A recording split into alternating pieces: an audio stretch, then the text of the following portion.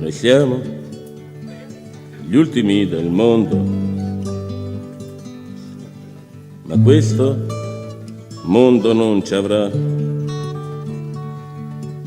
Noi lo distruggeremo a fondo, spezzeremo la società. Nelle fabbriche il capitale come macchine ci usò, nelle sue scuole la morale di chi comanda ci insegnò. Questo pugno che sale, questo canto che va, è internacional. Motivos de salud es Carlos Vida, que era otro de los participantes en escena, fue distribuido de Manuel Sacristán, tanto en el ámbito de la literatura como evidentemente su trabajo como traductor, muy conocido por la mayor parte de ustedes. La verdad es que en el momento de pensar en algunas palabras iniciales para presentar propiamente la mesa sobre literatura y traducción, no tengo más remedio que apelar también inevitablemente, insisto, a lo que es la experiencia autobiográfica de evidentemente no haber llegado a tratar a Manuel Sacristán, ni siquiera quizá como Jorge Richman, uno de los poetas recientes que más llamativamente ha hecho o ha evocado su relación con él, pero sí pude asistir, yo creo que era estudiante de primero o segundo de carrera, a una conferencia de Manuel Sacristán, no sé si en Sabadell, en Tarrasa o por ahí, y juraría que con la plena... Con Guillermo. Sabadell, pues en Sabadell. Tengo un vaguísimo recuerdo, pero sí que fui. Que yo vaya a Sabadell debe ser, tiene que decir que tengo un interés enorme en ir a esa conferencia, y también del impacto extremadamente positivo de la charla, que era una charla política, era una especie de exposición de los rudimentos del pensamiento marxista, cosa que a mí entonces me hacía mucha falta y seguramente me sigue haciendo, pero salí con la sensación de que había empezado a entender algo un poquito en serio. Pero desde luego, quizá algunos sepan que la dedicación más, no sé si decir profesional, a la literatura o a los ensayos de Sacristán ha sido por mi parte a la parte, si me permitís hablar de esta manera, algo más oscura o más confusa o menos explícita de su trayectoria intelectual, es decir, ese salto, esa transición, esa deserción del cuadro ideológico falangista, muy convencidamente creído por parte de Manuel Sacristán, con algunos artículos muy explícitos en ese sentido a lo largo de los años 40, y lo que luego es, evidentemente, la transición hacia otra forma de pensamiento en términos marxistas, al margen de lo que sea su propia evolución ideológica. Y no quiero continuar por ahí, porque sé que Laureano Bonet va a tratar de Manuel Sacristán del Aire del año 53-54, pero casi lo que sí que quiero hacer es saltar hacia uno de los ensayos que yo al menos entiendo como más reveladores y todavía vivos, vigentes, no tanto porque la Universidad Española haya empeorado, que creo que es exactamente lo contrario, con respecto al momento en el que Manuel Sacristán redacta aquel breve ensayo sobre el lugar de la filosofía en los estudios superiores o algo por el estilo, era así, que mereció una réplica que quintuplicaba prácticamente el espacio que había dedicado Sacristán a ese ensayo por parte de Gustavo Bueno.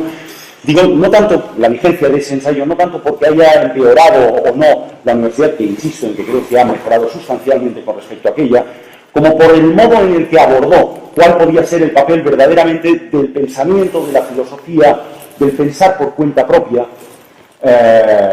visto por alguien que en realidad ni perteneció del todo a los medios académicos y que quizá ilumina algo de las dificultades de integración de la filosofía en sentido real, si queréis el ensayo filosófico, en el medio académico.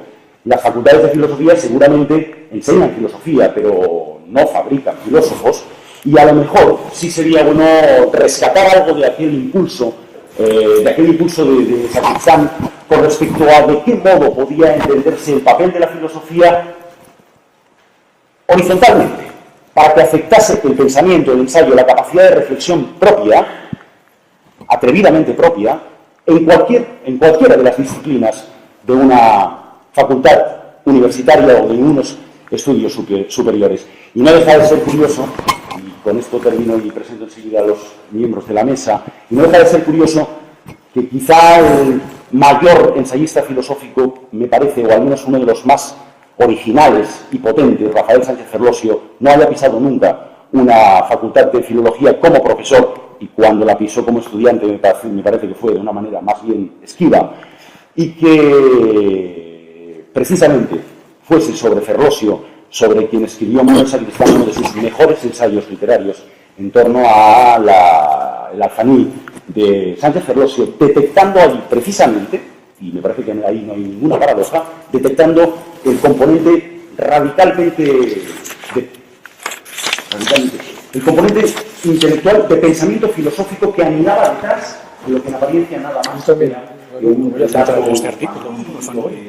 una especie de variación sobre la picaresca o el relato de fantasía y de imaginación.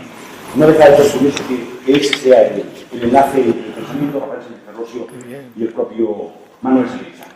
En todo caso, no soy yo el que debe intervenir aquí, sino el resto de miembros de esta mesa que me acompañan, y empezaré por María Dolores Albiac, Lola Albiac, no tengo más remedio que llamarla así porque es Lola, de quien hace mucho tiempo que sé cosas y mi relación es personal con ella, y para mí ofrece un ejemplo de lo que es bueno, al menos para mí, aprender.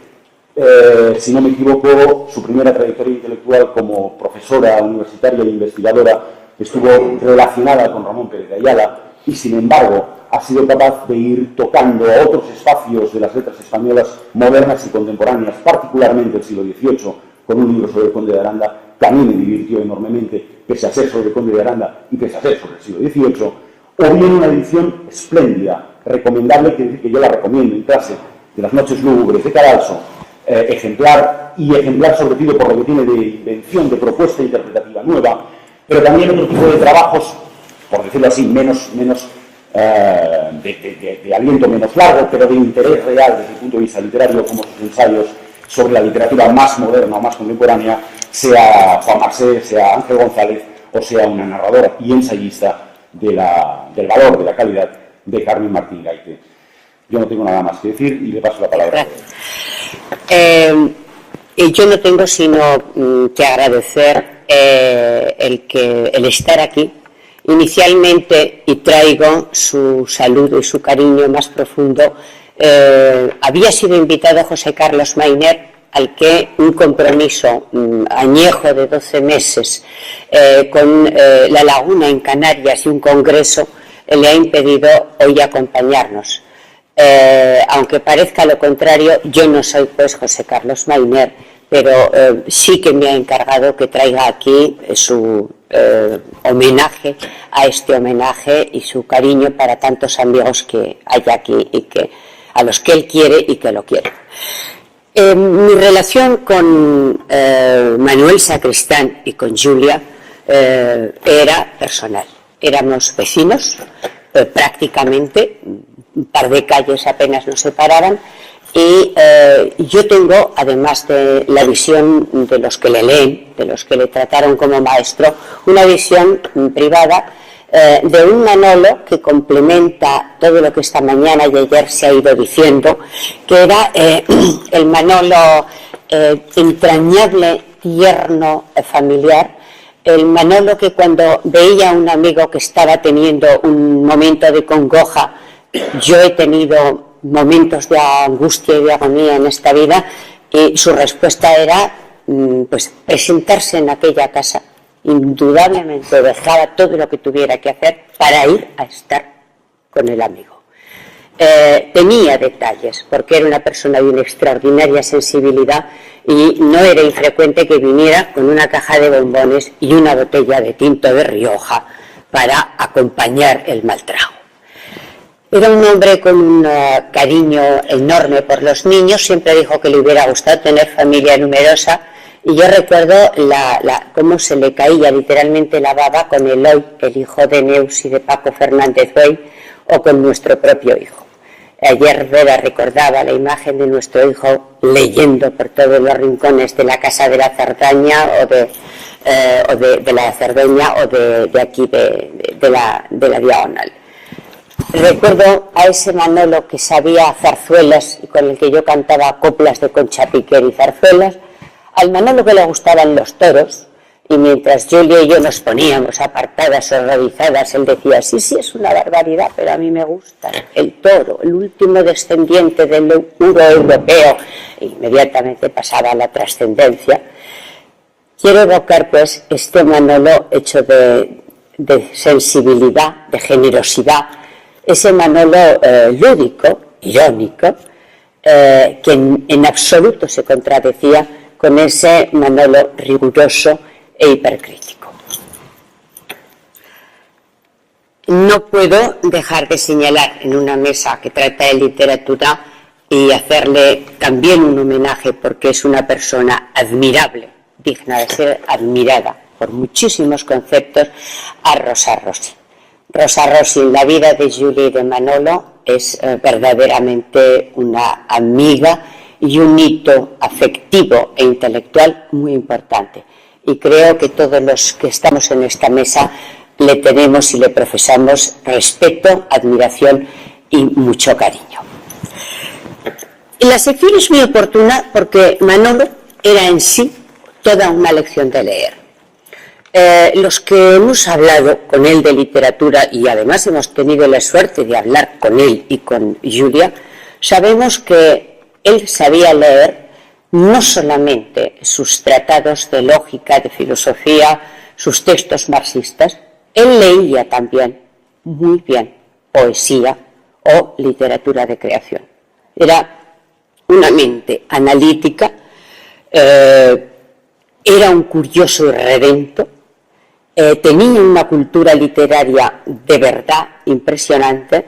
Se va a hablar ahora de dos trabajos suyos espléndidos que a mí me enseñaron muchísimo sobre el arte de analizar literatura, que son los que dedicó a Goethe, que son modelos realmente, y además era un hombre con una gran sensibilidad.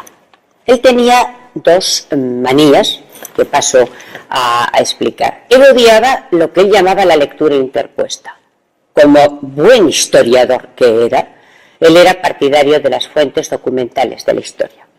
Era el hombre que siempre se irritaba con la irritación cáustica y fundamentadamente seria que podía llegar a tener Manolo con aquellos que citaban a Platón a través de una cita de Pérez, que citaba a López, que citaba a García, que citaba, y siempre decía lo mismo: ¿por qué no leen a Platón?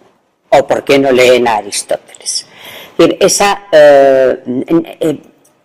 búsqueda de la lectura directa antes que la de la bibliografía secundaria, que era en muchas ocasiones, y todos lo sabemos, muchas veces la fuente sobre la que tantos estudiosos, sedicentemente filólogos, filósofos, etcétera, tejían sus interpretaciones y sus trabajos pseudocientíficos. Hemos discutido, en el mejor sentido del término, de intercambiar opiniones sobre textos y autores literarios con Manolo y con Julia. Perdón, dispongo de 25 minutos, ¿cuánto? Hasta media hora. ¿A media hora? Bien, de acuerdo. Bien, con Manolo y con Julia. Y hemos hablado mucho, tanto de textos directos, cuanto de cuestiones de tipo metodológico. Esta mañana se ha hablado, y él ha escrito y se ha dado la bibliografía sobre Lukács. Conocía, por lo tanto, también muy bien a los teóricos de la literatura, además de la literatura y los historiadores de la literatura, como acabo de decir. Y una de las cosas que el Manolo que leía, ahora me refiero directamente a literatura de creación, que es la que nosotros explicamos y estudiamos en los departamentos de literatura, en este caso española, tratándose de mí, era un hombre que sabía, cuando leía, captar en la obra esa indisoluble unidad de lo literario, sabía interpretarlo. Los trabajos sobre Goethe son una prueba, pero muchas de las cosas que él no dejó escritas, que no pasó a trabajo, pero que en conversaciones con Julia, con José Carlos Mainer y conmigo misma, a propósito de trabajos que estábamos preparando o de cosas que acabábamos de leer, se desgranaban a lo largo de horas y horas y días de conversación. En estas conversaciones decía, yo me he podido dar cuenta de cómo Manuel Sacristán era un excelente filólogo en el sentido del término.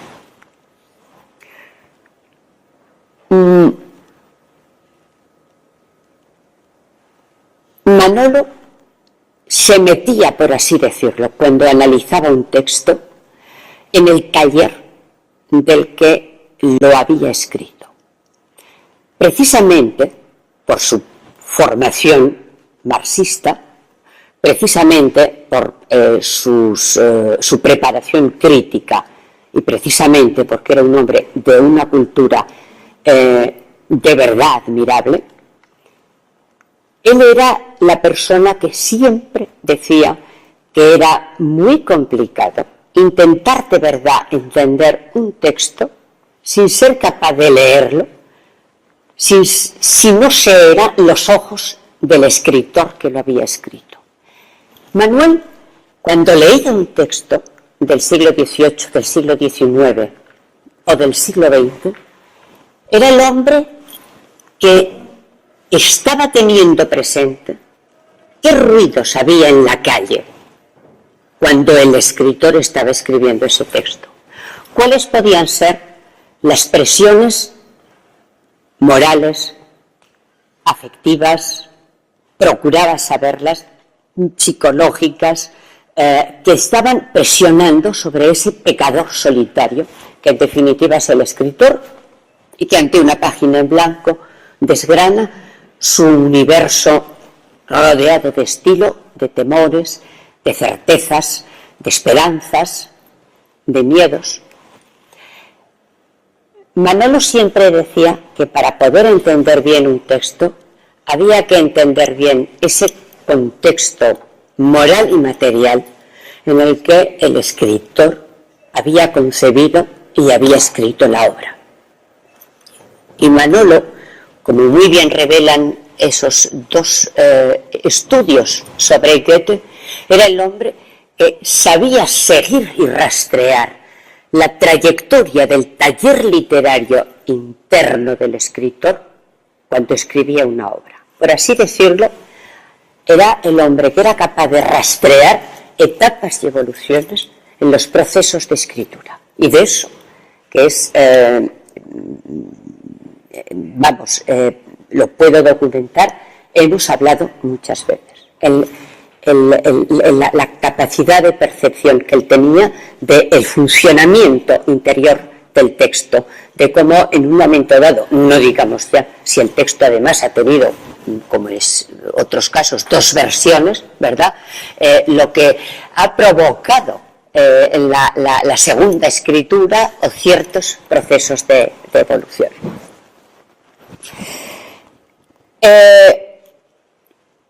Este Manuel Sacristán, que era el hombre capaz de entender un texto del siglo XVIII desde dentro, que era perfectamente capaz de entender un soneto de Garcilaso, le entusiasmaba a Garcilaso, y de analizarlo teniendo en cuenta que aquello era la época del emperador, conociendo perfectamente cuáles eran las coyunturas y condiciones de la vida en el siglo XVI, por seguir con este ejemplo.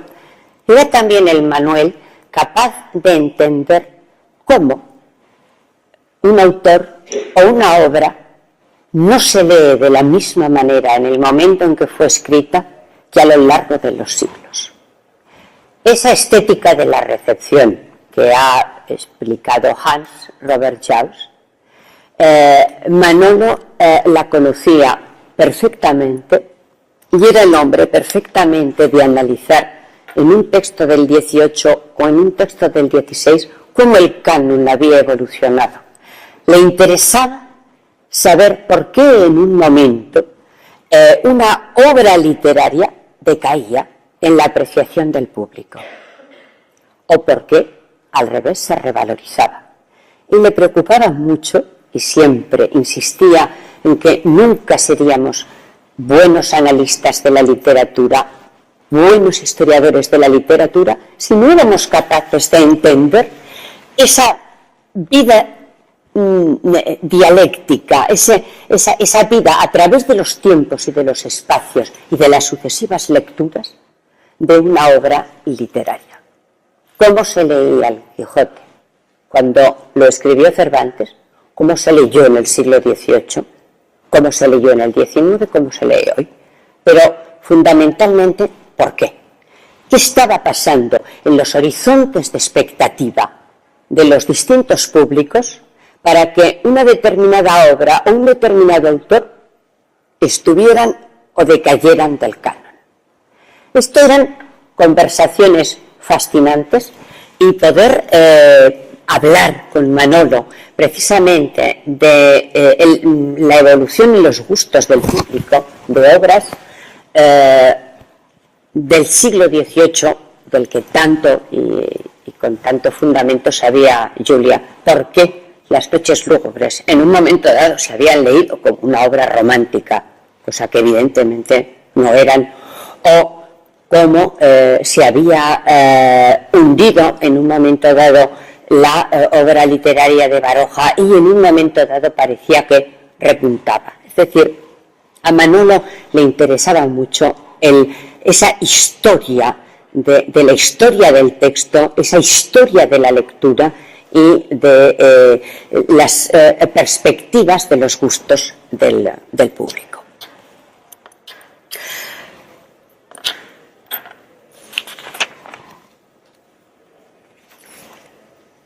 Una de las discusiones, de las conversaciones que más tiempo nos llevaba era el tema de la calidad. ¿Qué es una obra literaria buena? ¿Por qué una obra decimos que es de calidad? ¿En qué consiste la calidad? Recuerdo que en una reunión con gentes de comisiones que soñábamos en un mañana plenamente democrático, el triunfo de la revolución de la razón, y alguien aludió a que sería un momento en el que los escritores, sin censura, sin mordazas, podrían por fin dar rienda suelta. Manuel Sacristán, con ese raso sentido de la historia y con su inteligencia, nos dijo una frase que muchas veces he recordado: no está escrito en ninguna parte que en una sociedad plenamente democrática y revolucionaria se vayan a escribir mejores sonetos que en tiempos de Gárcilas.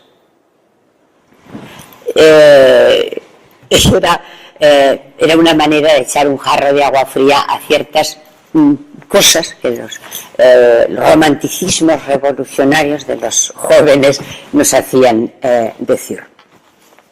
¿En qué consistía la calidad? Yo recuerdo una conclusión a la que llegamos acerca de la literatura, porque nos planteábamos siempre el cómo Otelo, que trata de celos y de un asesinato por celos, o no lo sabíamos o no se había puesto de moda esta obscena costumbre de la violencia doméstica.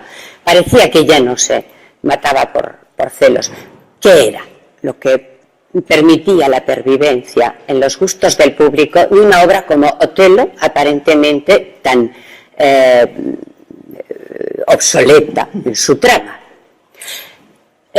Una de las cosas que Manolo decía siempre es que la literatura no era la historia de los argumentos, que los argumentos eran muy pocos y que un argumento, por muy bonito que fuera, podía expresarse en una obra literaria infamemente escrita, sin ningún valor, sin ninguna calidad.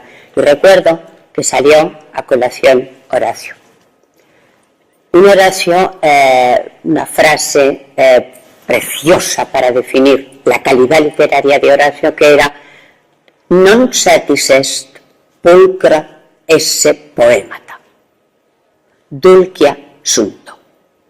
No es suficiente con que las obras de creación, los poematas, las obras literarias, sean pulcra, perfectas, dulcia sunto. Deben ser dulces, la dulzura horaciana, deben gustar. La verdadera literatura de calidad era la que conmueve, la que es capaz de conmovernos, aquella en la que el escritor, contaba Manolo, ha sabido organizar de tal manera la sintaxis del léxico, de manera que golpee realmente en los afectos, en la conciencia al lector. Y me acuerdo que Julia puso el ejemplo de un cuento, quizá el más breve de la historia de la literatura universal, de Tito Monterroso. Cuando se despertó, el Diplodocus todavía estaba allí. Y empezamos a jugar con este cuento. Se despertó y el Diplodocus seguía allí. Bueno, pues eso es que se despertó y el Diplodocus de juguete que le había puesto la mamá, pues ahí estaba. O bueno, es una especie de cosa de ciencia ficción, y hay un Diplodocus que estaba hablando con el protagonista y que cuando se despertó pues no se había ido. Pero lo que realmente volvía intranquilizador, enigmático, inquietante, el culto de Monterroso era esas temporales, cuando se despertó, con un cuando que iniciaba una hilación con un antes. Cuando se despertó, se relacionaba con algo que había pasado ya antes, se despierta el Diplodocus todavía. Otra temporalidad que dota al Diplodocus, por lo tanto, no de una capacidad de cosa, de juguete. Podía haberse ido, todavía estaba allí. Y esa ambigüedad es un sueño que está soñando, se ha despertado. Realmente es un cuento de una ambigüedad inquietante, cargado de una temporalidad opresiva casi, y hermosísimo. Y eso se logra precisamente por el juego de unas palabras colocadas de una estratégica y concreta manera.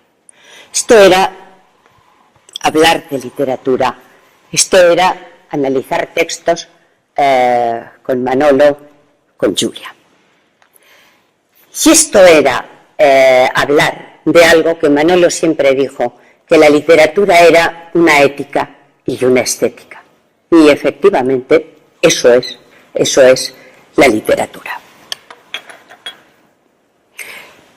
No es de extrañar que con un grupo, el grupo que luego han dado en llamar Escuela de Barcelona, con el que todavía el Manuel falangista trabó conocimiento en sus años universitarios, con los que emprendió la singladura, entre otras empresas del Aye, haya sido para todos ellos, a pesar, digo, de ulteriores, en unos casos rupturas, en otros divergencias, diferencias, apartamientos, derivaciones de trayectorias múltiples entre sí, haya sido y haya seguido siendo hasta el final, y personalmente, ellos me lo han confesado, y fue desde el principio un ejemplo moral. Para ese grupo que nacido en medios liberales burgueses, mayormente conservadores, o conservadores liberales, los medios de los que procedían, y hasta algunos medios aristocráticos y con pedigrí, el caso de Jaime Gil de Viedma y Alba, era nieto de Santiago Alba, ¿verdad? Y En fin, no tiene la culpa Jaime Gil de Biedma, pero sobrina nieta suya es Esperanza Aguirre. Inicialmente católicos, que luego derivan por otros vericuetos. Me refiero al grupo de Carlos Barral, de Jaime Gil de Biedma, de Costafreda, de Alberto Liart, de Castellet, de los dos hermanos Ferraté, de Pinilla de las Heras, de Marsal, de José Agustín Goytisolo. Este grupo, para ellos la presencia de Manolo fue efectivamente la presencia de un maestro que les enseñó algo, que aguardaron hasta el final, incluso aquellos que puedan acusar a la poesía de Carlos Barral de una cierta nonchalance, pero todos ellos, con sus peculiaridades cada uno, mantuvieron siempre en su quehacer literario un sustrato ético. Hubo siempre en ellos, al margen de que sus compromisos políticos fueran más o menos en ocasiones pintorescos o mayores o menores, siempre hubo un compromiso cívico, civil importante en todo el grupo. Y ellos lo han confesado en sus propios escritos. Vamos a ver.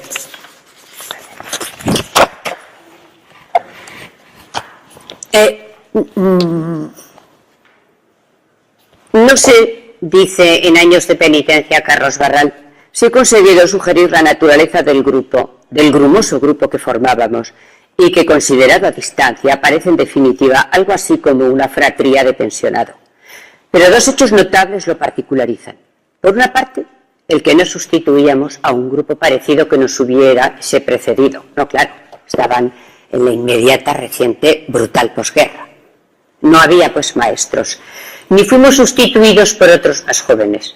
Por otro lado, el que hayamos mantenido una cierta cohesión a lo largo de los años y hayamos intentado, sin perder la relación unos con otros, serpentear en la vida intelectual del país desde posiciones que siempre acababan repercutiendo unas en otras. Y al final, dice, formábamos parte de una generación de abatidos y mangantes. Dice con cierta nonchalance Carlos Barral. De este grupo, que se encontraban en las mesas de los bares, que luego se veían en el boliche o luego en el estudio de la calle de San Elías de Carlos Barral, dice, cuando yo comencé a verlos, habla de este grupo de Castellet, Manolo Sacristán, Jaime Gil de Biedma, generalmente juntos, y a tratarlos con una cierta asiduidad, Sacristán y Castellet parecían ya conscientes de su misión de levadura ético-política de una generación de intelectuales desorientados. Asume Carlos Barral que ellos eran unos intelectuales, hijos de esta burguesía desorientados ellos, y que estos fueron una levadura ético-política. Y esto lo van a decir hasta el final. Se daba, por supuesto, que Sacristán era el administrador de una profunda y salutaria cultura filosófica que Castellet predicaba en las provincias literarias. En las discusiones, si se terciaba, la pareja se protegía tras la mordiente ironía de Castellet, que no ha disminuido con los años. Efectivamente, nos encontramos ante este grupo que, en primer lugar, y es una cosa curiosa, y ellos mismos la señalan, se produce siempre en literatura castellana, pese a provenir muchos de ellos de familias catalanas. Desde una perspectiva más reciente, parece curioso que el grupo que constituíamos no lindase por ninguna parte con la literatura en lengua catalana. Y sin embargo, era así, aunque no sabría cómo explicarlo. Y pone dos ejemplos laterales que son Joan Brossa y Jordi Cots, pero ningún otro. Eran hombres que practicaban la economía intelectual de posguerra.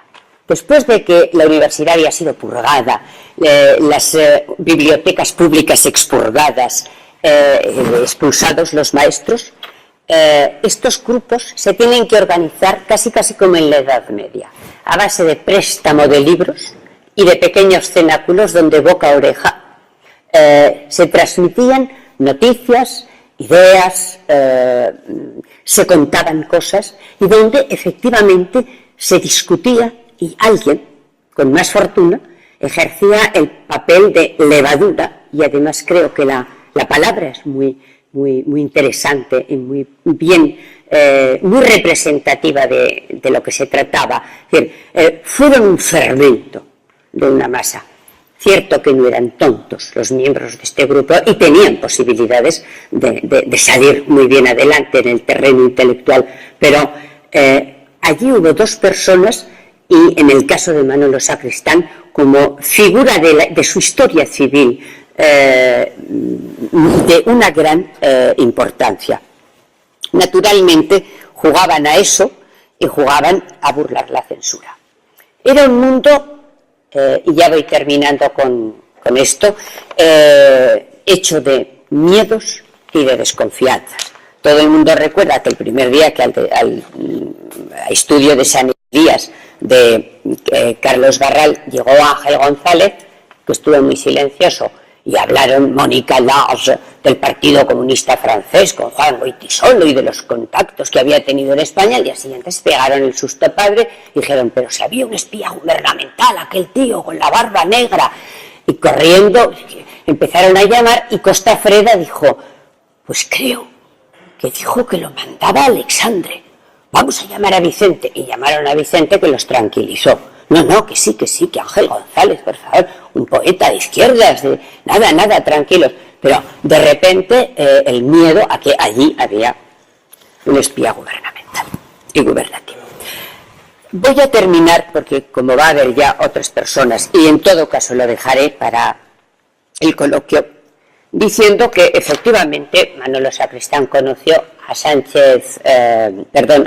Luis Martín Santos en Alemania, en esa Alemania donde entró ya en contacto con el marxismo y volvió de ahí marxista, con Luis Martín Santos, y que los dos debieron formar un curiosísimo tándem intelectual de discutidores y de coquetos intelectuales, pero no voy a perder ahora el tiempo en leer esto. Solamente recordar que tuvo una relación personal muy fuerte con Sánchez Ferlosio y con Carmiña Martín Gaite, y que a Manolo Sacristán, y ya voy a terminar con esto, aparte de que en el Alfanui, como ha recordado Jordi Gracia, destacaba qué era lo que había destacado de estas lecturas Manolo, esa moral de trabajo, de aprendizaje y de creación,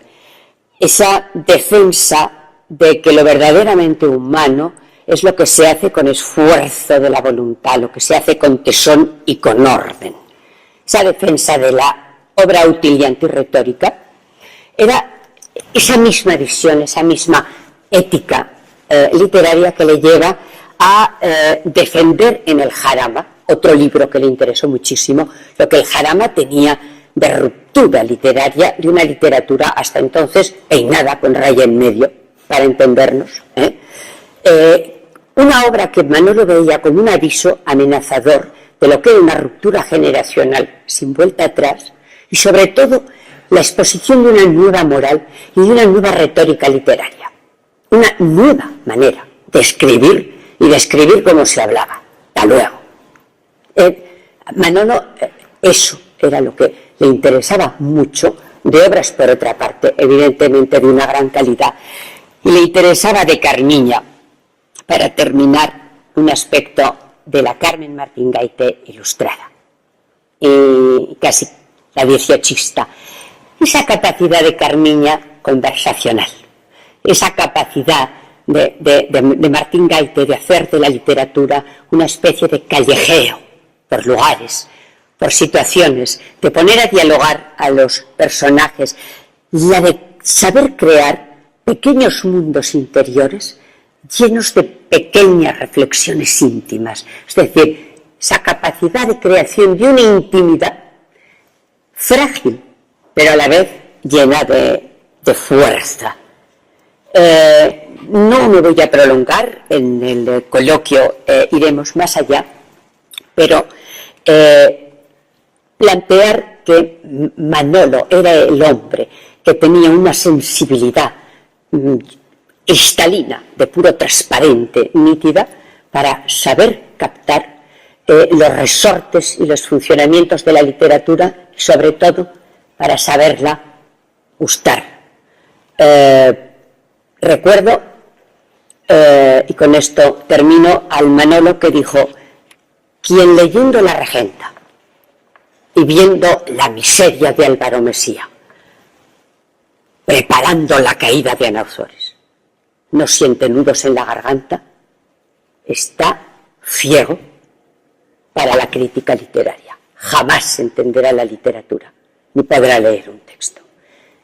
Este Manolo, que no está condenando el adulterio, sino que está condenando esa tensión tremenda que nos mueve a piedad cuando de verdad leemos un texto, esa capacidad de sentir la dulzura horaciana del texto, de conmovernos ante el texto. Ese era el Manolo que amó la literatura y que la supo valorar e interpretar. Su muerte, que ha zanjado tantas cosas y desde luego una obra en evolución, a las personas que además de admirarlo y de leerlo y de aprender de él, hemos podido quererlo a título personal, la verdad es que su muerte nos ha dejado en orfandad, y actos como estos proyectan estas pequeñas fratrías que en vida nos unieron a él, y solamente podemos decir que nos quedan como a Alexandre sus fechos, sus caballerías. Muchísimas gracias.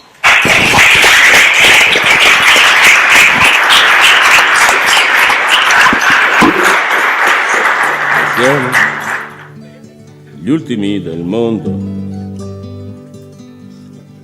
ma questo mondo non ci avrà. Noi lo distruggeremo a fondo, spezzeremo la società, nelle fabbriche il capitale come macchine ci usò, nelle sue scuole la morale di chi comanda ci insegnò.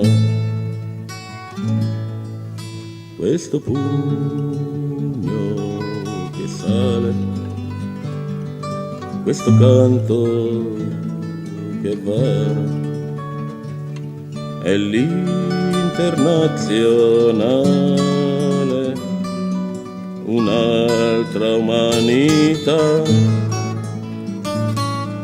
Questa lotta che è uguale, l'uomo all'uomo farà, è l'internazionale, fu vinta e vincerà. Franco Fortini, 1968, 1971, 1990, e questa è l'ultima versione, 1994.